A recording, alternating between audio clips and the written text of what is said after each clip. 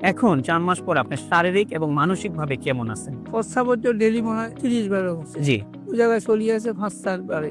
আলহামদুলিল্লাহ। খাবার রুটি থাকতো না, আমি 100 গ্রাম ছাড়া ভাত খেতে পারতাম না। ওটাও আমার আল্লাহর আল্লাহর রহমতে রুচিটাও আজকে রুচিও খেতে আছে। পারতেছেন। জি। তো সব দিকে আমি 2 মাস বাড়ি থেকে কোনো দিকে বাড়তে পারিনি। 2 মাস পরে আল্লাহর রহমতে আমি চেম্বারে বসে রুগীও দেখতেছি এবং এর মাঝে ভিত্তি লাইন ধরিয়ে ওষুধ রাখছি, রুগীও খাইয়ে ওষুধ খাইয়ে মানে আপনি রোগীও দেখতেছেন, আল্লাহর রহমতে আমাদের ওষুধগুলো খাচ্ছেন। ওষুধ খাইয়ে। যাক আলহামদুলিল্লাহ, আল্লাহ কবুল করুক। আসসালামু আলাইকুম ওয়া রাহমাতুল্লাহি ওয়া বারাকাতুহু। আমি ডক্টর মোহাম্মদ আসলাম, ডিএইচএমএইচ বিএইচবি ঢাকা, বিএইচএমএইচ অনকোর্স ঢাকা বিশ্ববিদ্যালয়। বর্তমানে বিশ্বনন্দিত ক্যান্সার চিকিৎসক অধ্যক্ষ ডক্টর এসএন সারোয়ার স্যারের চেম্বার গণস্বাস্থ্য হোমিওতে ক্যান্সার চিকিৎসক হিসেবে নিয়োজিত আছি। আল্লাহর রহমতে আজকে আমি আপনাদেরকে পরিচয় করিয়ে দিতে যাচ্ছি আমাদের একজন পেশেন্ট, যিনি আলহামদুলিল্লাহ আল্লাহর রহমতে গল ব্লাডার সিএ থেকে উনি আলহামদুলিল্লাহ আল্লাহ ওনাকে মাফ করেছেন। ওনার সাথে আমরা সরাসরি পরিচয় হতে যাচ্ছি এবং ওনার মুখ থেকে আমরা শুনবো ওনার বিস্তারিত চিকিৎসা ব্যবস্থা, ওনার সবকিছু।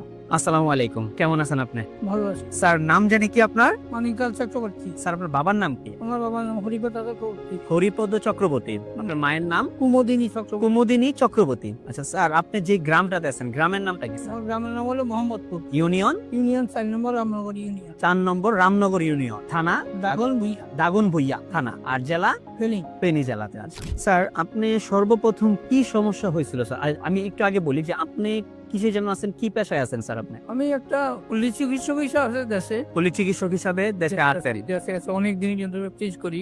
জি। 1976 এর থেকে আমি প্র্যাকটিস করতেছেন? হ্যাঁ। আচ্ছা আচ্ছা। তো আমার হঠাৎ করে সকালবেলায় আমার বুকে ব্যথা ছিল, পরে আসতে পারে পেটে যাওয়ার পরে আমি ওষুধ ইনজেকশন যাই দিছি হয়নি, লগে লগে বাড়ি আমি সিটি স্ক্যান করাচ্ছি, আলট্রা করাচ্ছি, ওগুলা করার পরে দেখা যাচ্ছে কিছু কয় না। যখন ঢাকাতে আসলাম পরে ডাক্তার দেখালেও ক্যান্সার, ওরা বলছে যে ক্যান্সার। তখন বলছি যে অপারেশন করতে হবে। তখন আমি বললাম যে কি অপারেশন করবেন, এখানে তো 3টা লেয়ার, আপনি যে অপারেশন করবেন আমাকে, আমার পেটের সামনে হলো পাতলা, 2 নম্বর হলো আমার ডায়াবেটিস, সব গুণে আছে। এখন আমি কতটুকু শিওর আমি যে ভালো বলে সেটা বলতে পারবো না। আচ্ছা আচ্ছা। বলে না, আমি তো গরু না, অপারেশন করে কাটিয়ে গেছি, বই থাকবো। কিছুদিন গেলে ধরবো হসা দিলে কইবেন থেরাপি দাও। অনেক সময় থেরাপি দিতে থেরাপি টানা লাগবে, রুগী মরে যায়। হ্যাঁ হ্যাঁ।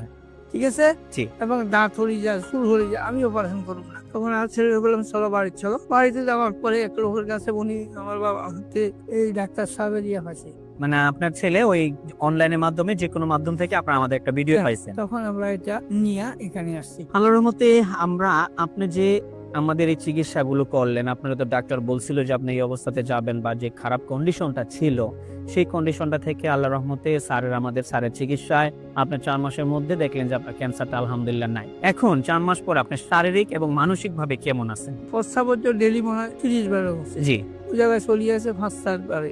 আলহামদুলিল্লাহ। খাবার রুটি থাকতো না, আমি 100 গ্রাম ছাড়া ভাত খেতে পারতাম না। ওটাও আমার আল্লাহর মধ্যে রুচিটাও আজকে খেতে রুচিও আছে। পারতেছেন। জি। তো সব দিকে আমি 2 মাস বাড়ি থেকে কোনো দিকে বাড়তে পারিনি। 2 মাস পরে আল্লাহর রহমতে আমি চেম্বারে বসে রুগীও দেখতেছি এবং এর মাঝে ভিত্তি লাইন ধরিয়ে ওষুধ রাখছি, রুগীও খাইয়ে ওষুধ খাইয়ে। মানে আপনি রোগীও দেখতেছেন, আল্লাহর মধ্যে আমাদের ওষুধগুলো খাচ্ছেন। ওষুধ খাইয়ে। যাক আলহামদুলিল্লাহ, আল্লাহ কবুল করুক। আলহামদুলিল্লাহ, আমরা ওনার জন্য সর্বোচ্চ দীর্ঘায়ু কামনা করি। আল্লাহ তাআলা ওনাকে যেমন আজকে মাফ করছেন, ওনাকে যাতে মৃত্যুর আগ পর্যন্ত আল্লাহ অন্তত সমস্ত প্রকার রোগ থেকে, অন্তত ক্যান্সার থেকে যাতে মুক্ত রাখেন, আমরা সেই আশায় আছি।